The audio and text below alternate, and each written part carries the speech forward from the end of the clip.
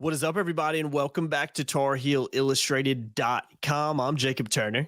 He's Andrew Jones. And AJ, after a brief hiatus, I'll call it, we are back for another episode of the UNC Football Show. We were discussing kind of off camera a little bit, trying to remember the last time we did one, because I know we did a Geoff Collins podcast when he was hired a couple weeks ago. I know we did something after the bowl game, which seems like it was a year ago, but it was only like, 3 weeks ago or something like that. It's just that's a weird time right now, man. Everything just goes together, doesn't it? Yeah, I was sitting next to Bob Sutton. He was doing the AP at the Dean Dome last night, and he was asked, "So, how's things going?" I hadn't seen him in a couple of weeks, and I said, "Well, I think the day started in November, and it's still going on. There's been a few naps in between." He's like, "Oh, I understand that. I know how that is. That's the way it is." And people don't. Sometimes people like hearing that. They think it's kind of funny when we talk about it. Sometimes they're like, I don't want to hear about that. Stop complaining. Not complaining, just laying it out like it is. Yeah, behind the scenes, man. I left the Dean at like 5 this morning. Sounds about right. Rolling today, doing stuff. So the good thing about a 9:00 game is I have time to take my time with my stuff, and I was able to do a lot more research for the content. And we were. Trey was uploading video, the interviews. It was taking a long time, and because he was driving back home. And it's just, we can do that for a 9:00 game. Not many people are up. Yeah. Although our 3 things that I did with Chelsea had like 600 views by the time I left. So the West Coast contingent of Carolina fans, I guess, were up, anxiously awaiting the 3 things. It must be, man, because when I woke up this morning about 7 o'clock, I noticed that it had like over 1,000 already. So I was a little bit surprised, because I'm like, who the heck's staying up that late to watch it? But I told you West Coast stuff, yeah. I told you I had a guy stop me. I think it was before the Charleston Southern game. I believe maybe it was Florida State. I think maybe it was Florida State from Hawaii. He'd scheduled a business. He's a big Carolina fan. Scheduled a business trip. He had to come to the Triangle area, and he scheduled it around a home game. And I think it was Florida State. So he came to the Florida State game, and he said he watches our stuff all the time. Of course, he's watching a late night drop for us or 3 things. It's like 8 o'clock at night for him, right? So yeah, that's pretty cool. So maybe he was on there and he had all of his friends click it or something like that. Yeah, maybe all the way from Hawaii. That's a trip right there, man. Well, when I worked at Fox, when I worked at Fox Sports, that was the first job I had in this business in which they were really analytically driven. And they were very numbers driven about everything. Yeah. And like, I knew how many people read my stories. Fox was incredible. I had a story. I had a Coach K story screaming F-bombs at Virginia fans. I had like 11 million views. I believe it. Wow. That was big at the time. Yeah.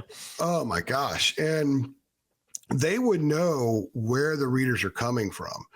So every North Carolina basketball article, every article I wrote about North Carolina was read in all 50 states and a minimum of like 20 other countries. And sometimes basketball articles were read in like 50 different countries. Wow. And it was wild to see the reach and stuff like that. So Carolina's got a mushroom fan base, especially in basketball, obviously, because the brand, and not like Jordan doesn't hurt that. That's so they're people know them in Europe. I know when I spent some time in Canada, a lot of my Canadian buddies, they knew all about it. They knew about They followed American college sports. They knew about the Final Four. They knew all about UNC and all that stuff. So it didn't seem like I was in another country. They knew that much about it.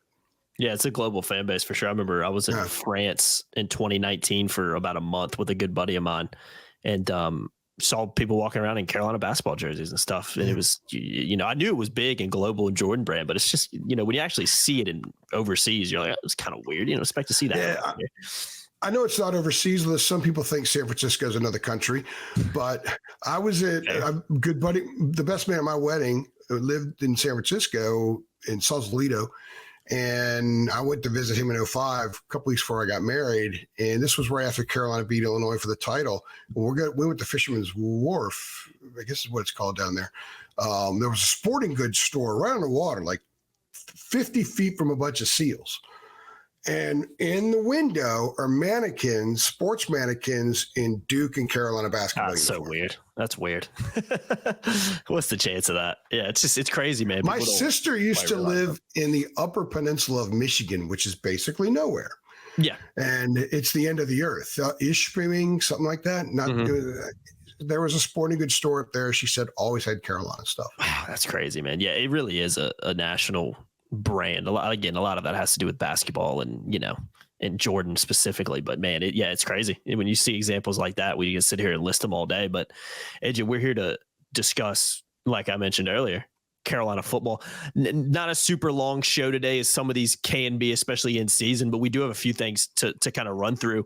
Today we had I know you got to talk to Geoff Collins and Ted Monachino earlier this week, kind of their introductory press conferences. I know not necessarily an introductory press conference for Monachino because you have talked to him before, but introductory for him as the defensive line coach now at North Carolina. We're also going to talk about some of the newcomers, a lot of newcomers arriving on campus last week, and some others are arriving in late December as well. And then we'll talk portal a little bit. Carolina picked up 7 guys in the portal so far, including another guy on the offensive line earlier this week. So again, not a super long show, but still plenty of topics to hit on today. So let's go all the way back to Monday. Let's talk Geoff Collins, Ted Monachino. We've talked off camera a little bit about this, and I think the word you've tossed out a little bit's been kind of alignment when it came to that press conference. Everybody kind of being aligned, it seems like, and heading in the same direction, especially with Geoff Collins coming in as the new defensive coordinator. So, feel free to take this anywhere you want, but I'm just going to ask you, what were kind of your first impressions of Geoff Collins and first impressions of Monachino as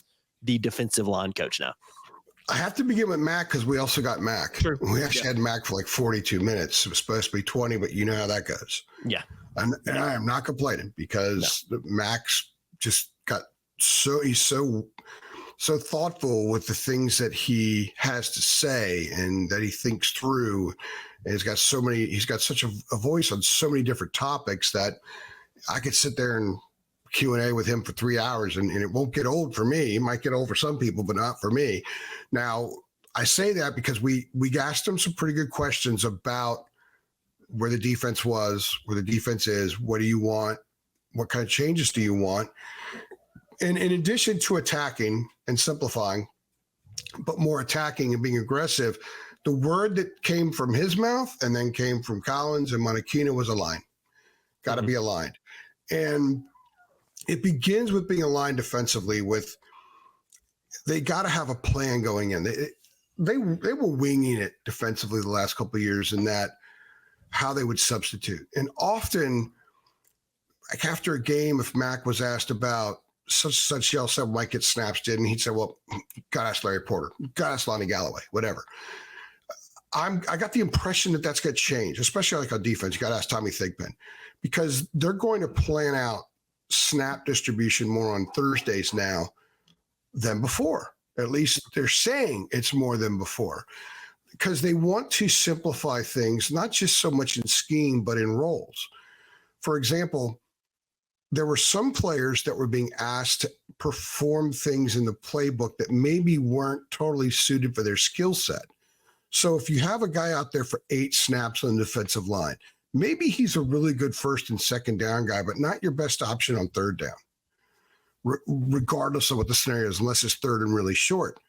Or maybe there's a guy that's really good on third down, but it's his stint, so he's out there in first and second down in a 4 technique, and he's getting wiped away by one lineman, not occupying 2 blockers, and the other team gets a 6-yard chunk, that kind of thing. So when they talk about simplifying, they're talking about distinguishing roles on the defense, especially up front, and then putting guys in position to be successful based on what they can do best, what they're most effective doing. So one of the things that Mac said when he was asked about the defense sort of sliding off, he asked if they got pushed around. He asked if they got tired. He asked if people had figured out the scheme. And I think those 3 things all apply a little bit.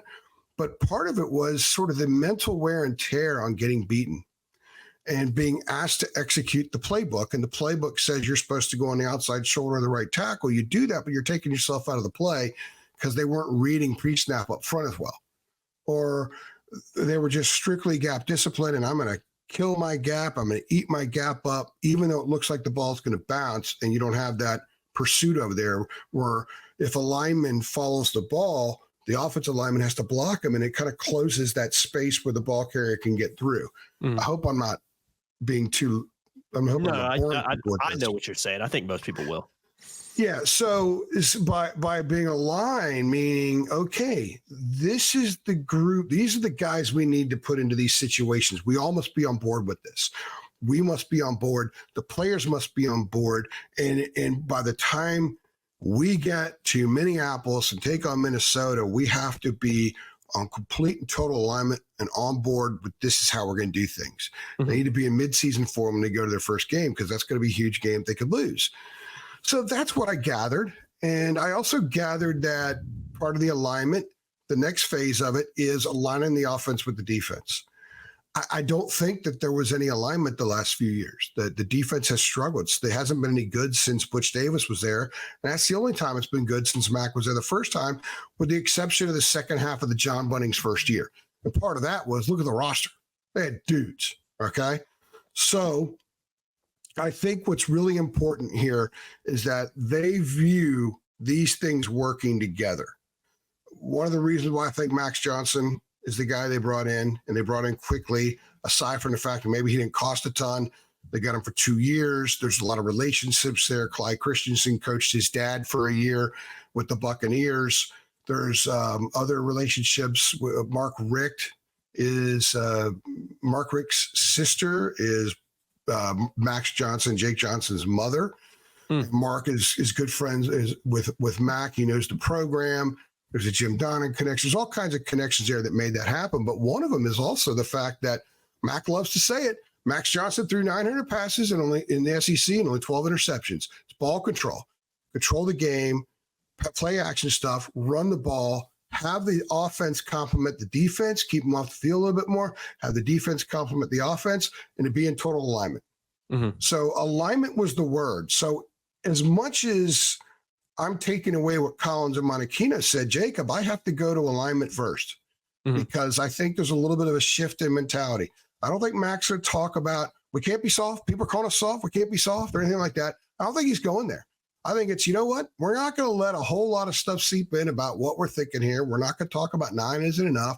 We're going to talk about how we're not soft anymore. We're not going to talk about this or that. We're going to talk alignment.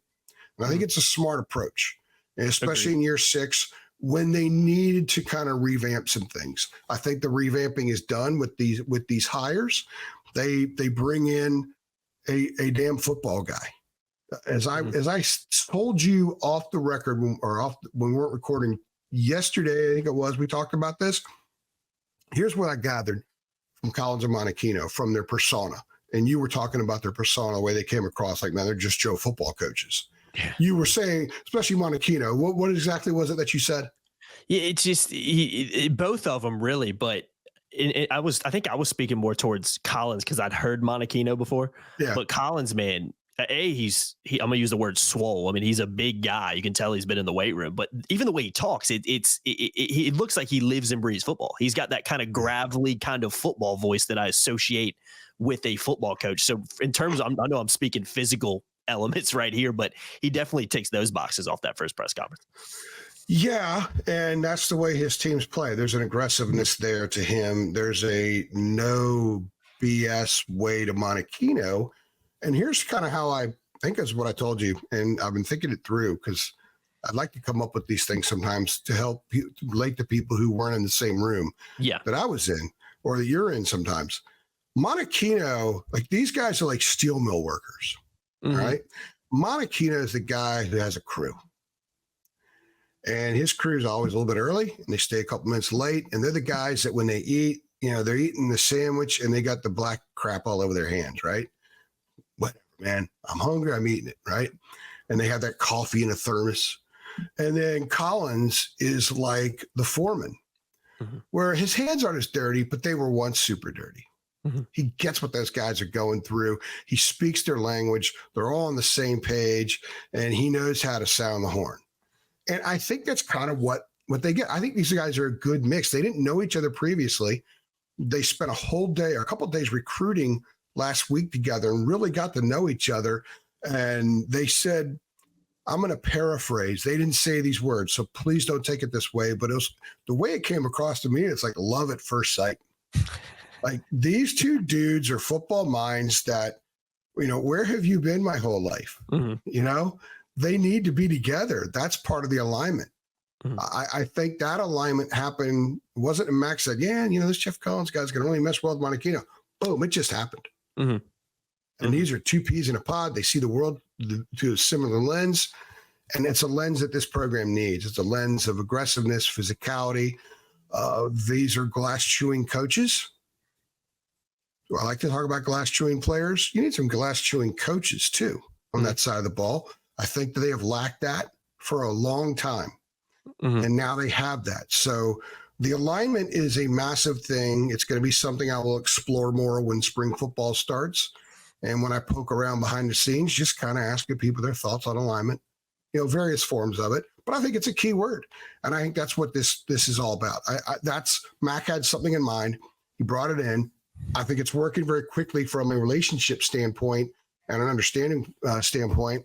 And that's how they want those things to work with the offense. So I think it was a really good day for Carolina football because of what they said, of what they projected for the program. And the other thing, by the way, I'll say very quickly, is Mac responded to some of the people criticizing him when he said, look, they don't do 8 wins around here all the time. He clarified, he wasn't saying you should be satisfied with it. He said, have perspective. They don't do 8 and 9 wins around Chapel Hill all that often. So have perspective. That doesn't mean that they're satisfied with it. And Mac's not telling people to be satisfied with it, but he is saying, have some damn perspective, guys. 5 wins the 2 years before he got, and it's not just the 2 years before he got there. The program's been largely horrible to mediocre to average since he left. And they've banged their heads on above average a few times. And he says they're close. So he'll be held to it, no doubt. Of course. Because he's addressed it. He's going to be held to it. We'll hold him to it. Fans will will definitely hold him to it, especially now since they're being asked to make financial investments in the program now, unlike before. And before it was buy a ticket, donate to the Rams Club, buy a shirt, you're good to go. Now it's like, just send us cash. Yeah, just spend money. These guys cash. so everybody's an owner now. Yeah. So I wanted to point that out too, because I thought that was interesting that he said that. It's interesting. Mac on the signing day waited a month before he commented on the Dave Doran thing. Now he waited 3 weeks basically before he commented on the national media and some of the regional, local media going after him a little bit for they don't do that around here very often. I get it. I understand why people would be upset about that, but they also need to have perspective, and that would, lighten how upset they are. Yeah, because he's right. He's not wrong. He's not wrong.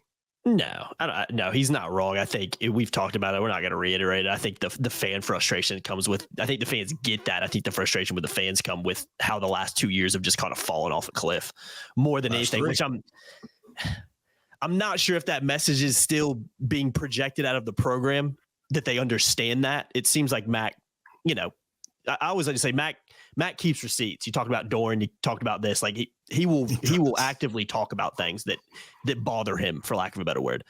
But I do think there's still a little bit maybe of not an understanding of that, because it's, have some perspective, but it's like, we get that, but you got to stop falling off this cliff. And he said that he addressed it. Working to fix that. Yeah. Look, he's not going to harp on it.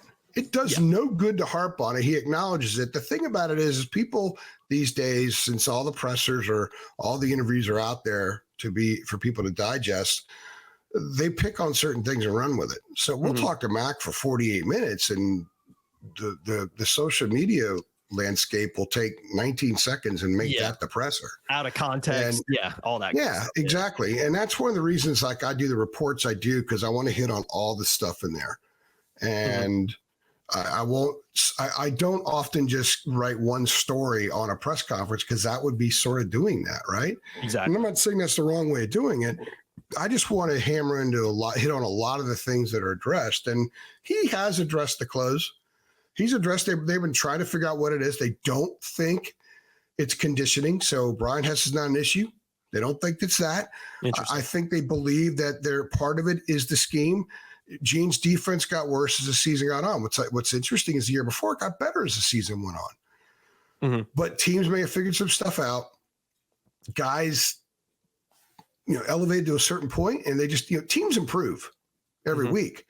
This team stopped improving, certainly on defense. And then the offense wasn't great at the end either. They have a lot of things they want to sort through. They're not going to open up their pores and let everything come out so everyone else will see what they know. They're not going to do that. Although I think most people that want to take the time could figure out exactly what it was. but they don't want to harp on the negatives. They're trying to sell a new thing. I mean, they NIL launch. The last thing Max could talk about is, well, we should have lost our last 6 against Power 5 teams because we barely beat Duke with a third-string true freshman quarterback.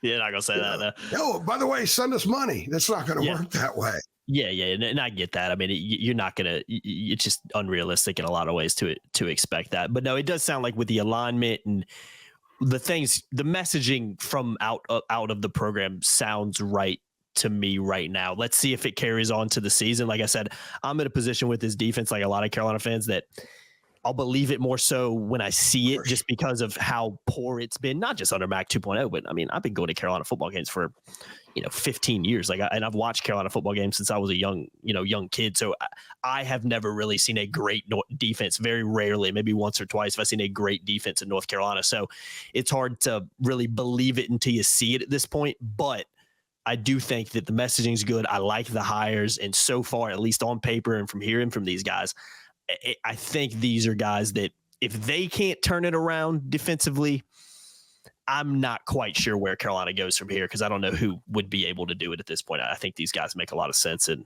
for a number of different reasons. So we'll see what happens in that respect. But AJ, about that next November. Yeah, exactly. That's yet to be determined, for lack of a better word. But moving on, I want to talk about newcomers arriving on campus, not only last week, but early in December, just to kind of run through those guys. 30 guys in total, 20 guys from the class of 2024, 3 preferred walk-ons, 1 JUCO signee, and 6 portal guys. Carolina has landed 7 portal additions, Zach Greenberg being the other guy from Muhlenberg, but he committed, what was it, earlier this week or was it last week? I'm so mixed up. I've been texting with him the last 2 days. I think it was January 15th, maybe, or something like that. I'm all mixed up. He committed. I think it was Monday, was it not? I don't know. No, Alex Payne committed yesterday. Yeah, it was Monday. Yeah, I can't. Yeah. I don't know. Monday feels like a year ago, but we're gonna those 6 portal guys that I've been texting with him. He's the Division III kid. I've been texting with him the last couple of days, and he's got a fascinating story. Mm-hmm. And very quickly, not to oversell Zach Greenberg or anything like that, but he's a guy that was undersized in high school. He played at a school up in Livingston, New Jersey that doesn't have a great history. So it's easy to get overlooked, kind of like Kyran Stewart, the kid from JC. He played at a school that didn't win much, a small school in Mississippi. Didn't get noticed, didn't go to camps. So he went to JC not because of grades. He went to JC to get noticed. Mm-hmm. So Greenberg was undersized, had a chance to go to Muhlenberg in Pennsylvania, which is a really big-time Division III program. They got a great culture, a great history. They've won postseason games, I think, in like 6 out of 7 years or something like that. Went 27-7 in his 3 years there. And it was a place where he got coached up. He got bigger. He grew. He had a growth spurt. He's up to 6'4", 290. He's all something. All 3 years he played. Even though his second year he missed most of the season because of an injury. So I believe he gets that year back. So he has 2 years of eligibility. He's an academic guy, all academic stuff, and he's a dude that got other FBS offers. Most of them were not Power 5. It was like Akron, ECU, UAB, I think UAB, schools like that anyway. Yeah. I know ECU offered him. And with Carolina, you got to find diamonds in the rough. And this program's been Larry Fedora was awesome at finding diamonds in the rough. He really was. He specialized in that. And this program's done okay with it too. Some of their better players are guys that were low 3 stars. Mm-hmm. They come in and they develop, they have a different hunger. And I think with this guy, when you watch his film, great technique, fantastic technique. He's 6'4", 290. They'll be able to put a little bit more on him, but they probably don't want to put a ton on him because they want him to be able to move. And why not bring him in? They've brought in a lot of kids that were 4 and 5 stars that are milling around. So It doesn't hurt to bring a guy like this in. It's worth it to give him an opportunity. The NFL has had guys from Division III, from linemen right up to skilled dudes. There's a starting quarterback in the league that was at some small school last year. Yeah. I can't remember the specifics of that, but a guy that was playing in front of 1,500 people, and then he started in the NFL a year later. The football players, they're all over the place. You got to find them, and they can help you. So I think it's actually intriguing because this kid's going to go there with the right mindset, no entitlement, He's not owed anything. He's going to go in there and work his you-know-what off, and perhaps it works. I also think they want more guys like that in the program. They want that mentality. If you see how they're recruiting now, they want that mentality. Mm-hmm. They don't want the prima donnas coming in there and thinking that they're owed something. They have their hands out, and they also expect things. And they brought in a crew like that a couple of years ago. Most of them are gone. And if you look at how their careers have panned out since they left, and I'm not being critical of them, I'm making a point that it's pretty clear to see that that's not the best approach. And you're not going to win if you fill your program with dudes like that. Mm-hmm. So fill your program with guys that can help you win, guys that fill the cracks of the skyline, use the portal to go get the skyscrapers every once in a while, develop a few yourself, and you're good to go. Yeah, and we'll stay on the portal for a second too, since we're kind of talking about it here. But I'm not going to discuss Max. I don't want to discuss Max Johnson, Austin Blaske, Jake Johnson either, because we've already talked about them in previous podcasts before. But Jakeem Harris, safety transfer from NC State. I'm sure Carolina fans love getting a guy from State, no matter who it is. Offensive lineman Howard Sampson from North Texas, running back Darwin Barlow, and we talked about Greenberg there. But for me, you talked about alignment earlier. The messaging out of the program has been what? Just to name multiple positions, we need offensive linemen, we need running backs. Okay, I'm going and looking at this list right now. From these four guys that I just listed, Blaske's another offensive lineman. Obviously, throw him in there. Howard Sampson, O-lineman. Zach Greenberg, O-lineman. Darwin Barlow, running back. Okay, Carolina's getting the guys that they're saying they're going to go out and get. There's a alignment there. We need these positions filled. Let's fill them sooner rather than later. Carolina's done that. They'll probably get some more, maybe need some more O-line additions because they just lost a lot of guys down there. But you bring in a running back to back up on Mayan Hampton, who's one of the best running backs in the country. I think Carolina fans should be feeling good about that. So it's probably too early to tell. But again, on the time of recording, 7 guys have committed to North Carolina in the transfer portal. When you look at Carolina's business so far in the portal, AJ, A, it makes sense, but B, to ask you, do you think it's been, at least so far, do you think it's been relatively successful based on what the program is telling us they need to go out and get? I know that a lot of people don't agree with this. I think Max Johnson's a solid pickup. I think his brother's a fantastic pickup. His brother's a potential NFL tight end. And they needed tight ends too. I mean, they needed tight ends. Well, they had, because Morales left and they knew he was going to leave before the season started. They still have Nesbitt and Copenhaver, which still makes him one of the best tight end rooms in the country. But I think you're going to see Nesbitt play a lot of receiver.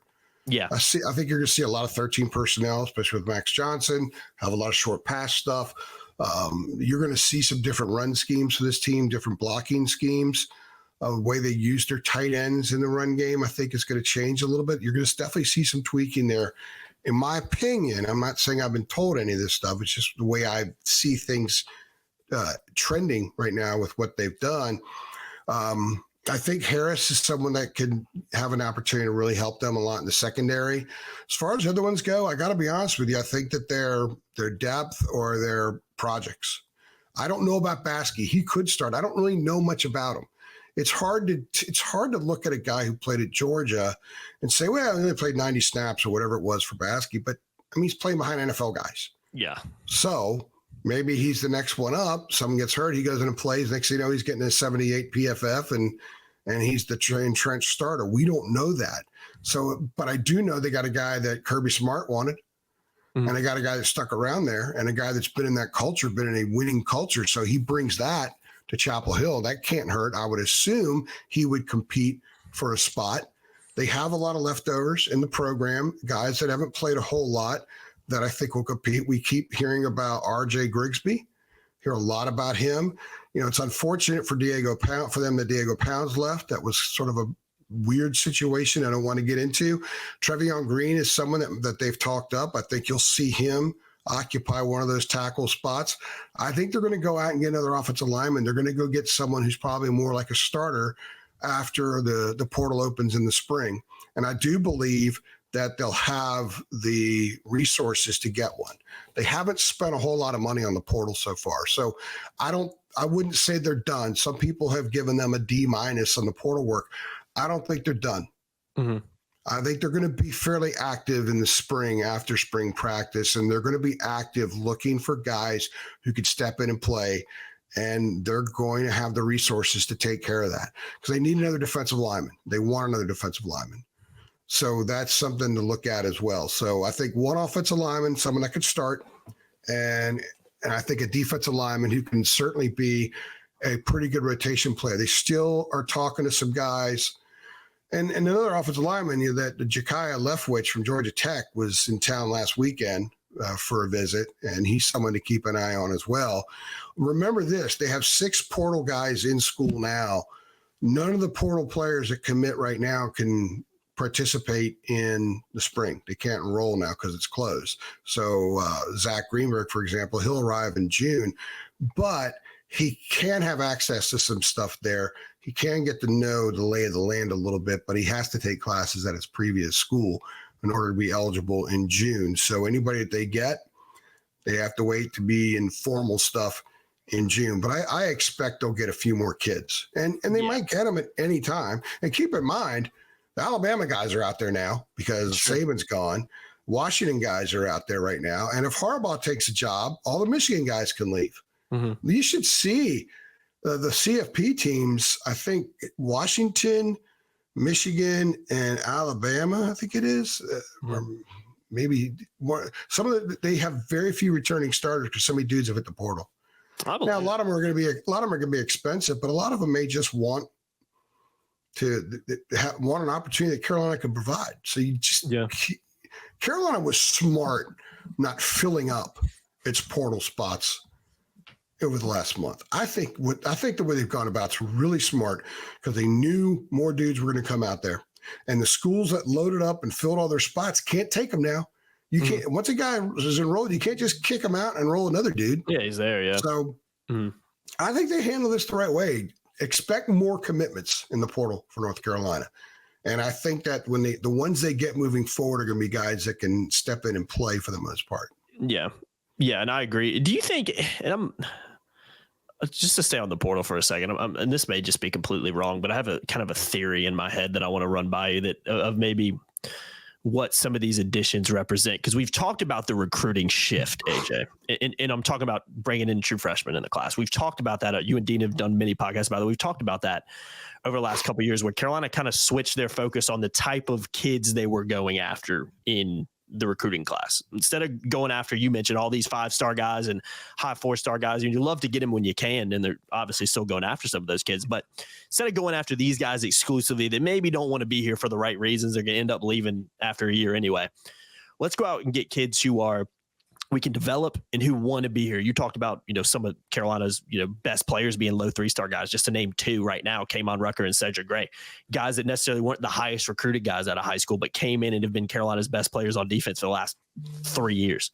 So you can see tangible evidence that it has worked here. And there's other kids on the roster I can sit here and name, but just for time purposes, I'm not going to do that. You talked about the portal a second ago. Again, they're not going out here and getting these, a lot of these guys on the list aren't guys that, I know who that guy is. He was, tore it up at, Alabama last year, tore it up at Mississippi State last year, something like that. Again, Max Johnson, Texas A&M, good quarterback, has dealt with injuries, but he's not some guy that every Carolina fan knew about and had heard his name before he committed here. And some of the other guys on the list you talked about, Howard Sampson, North Texas, a project. He's kind of admitted that. Zach Greenberg, Division III.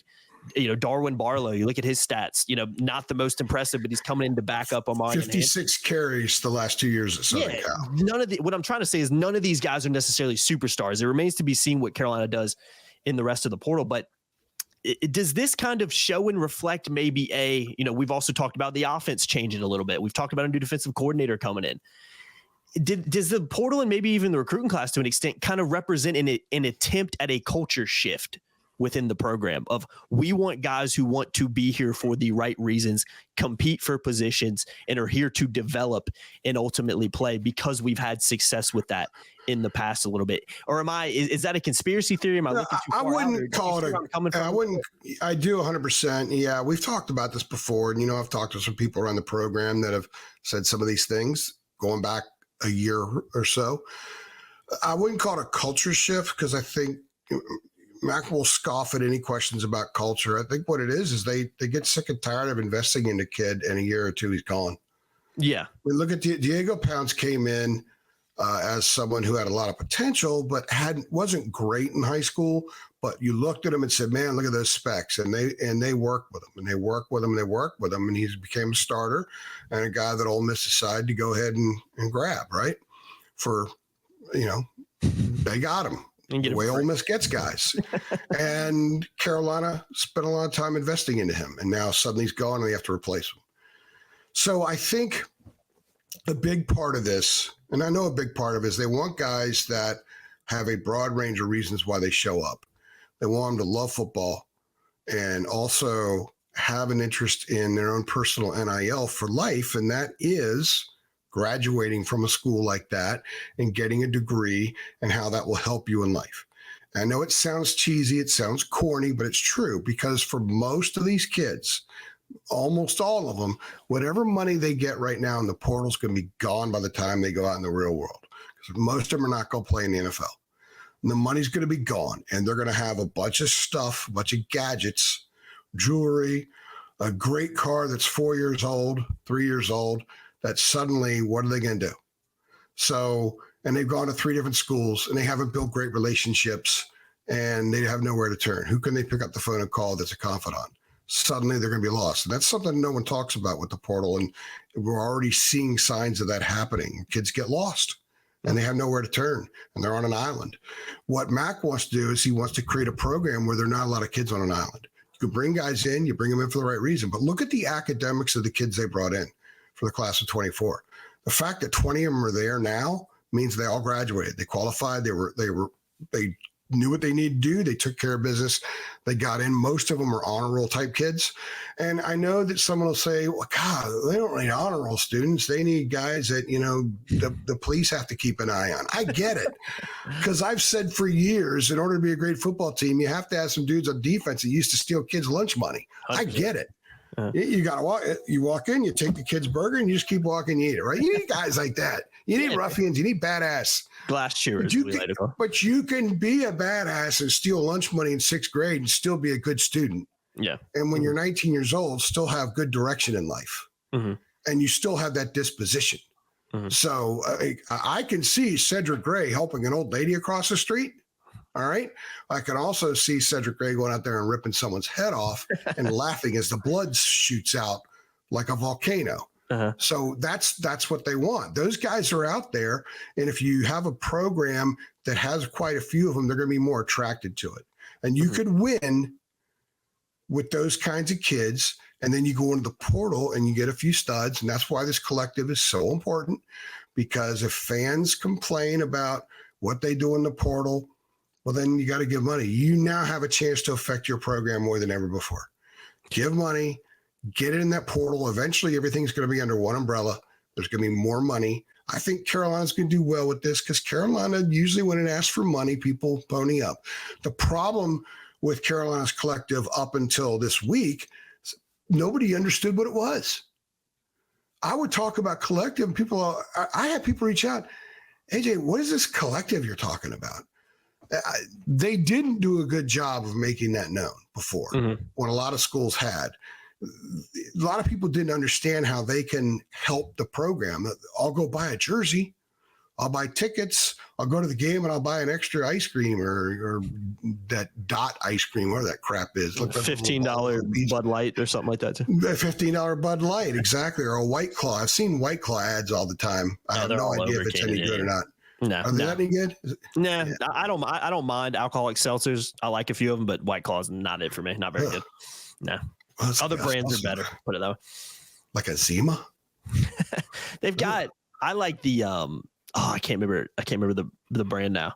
If I can think of it, I'll blurt it out. They make a lot of money on that, but you could do more than that. You can earmark your money more, and they need people to do that. So I think it's kind of interesting. I had someone joke with me, and this is no disrespect to Zach Greenberg at all, because I really enjoyed and appreciated our interaction in the last couple of days. But they said, it is interesting. The day they launched this, they go out and they get a Division III offensive lineman commitment. Yeah. It's almost like their way of saying, see, if you want us to go get Power 5 guys, you got to pony up.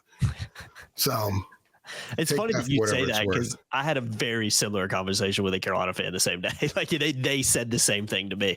Pardon me know as I we're sip talking some to the same water. person, but you gotta love it, man. That's all. But no, it's again Greenberg. We don't travel in the same circles for that. I don't think. No, we definitely don't. It's just fun. The circles I travel are home. Yeah, walking the dog, getting my steps in the neighborhood, going to Carolina, and I go to the market sometimes because it's my escape to go to like Wegmans and get stuff for the family.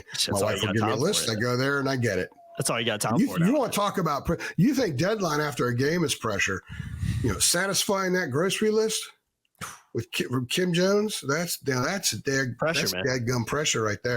Pressure. You don't. That's stress time. You don't want to walk in the door and forgot 3 items. And nothing worse than that, man. That you talk about deadline after a Duke game ain't got nothing on that. I believe it.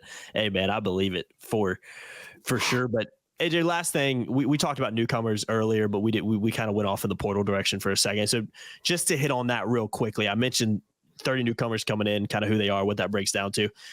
Talk to me about, let's just strictly focus on the advantage of that. All 30 new guys coming in earlier necessarily than maybe they would have in the past, or early as they possibly can.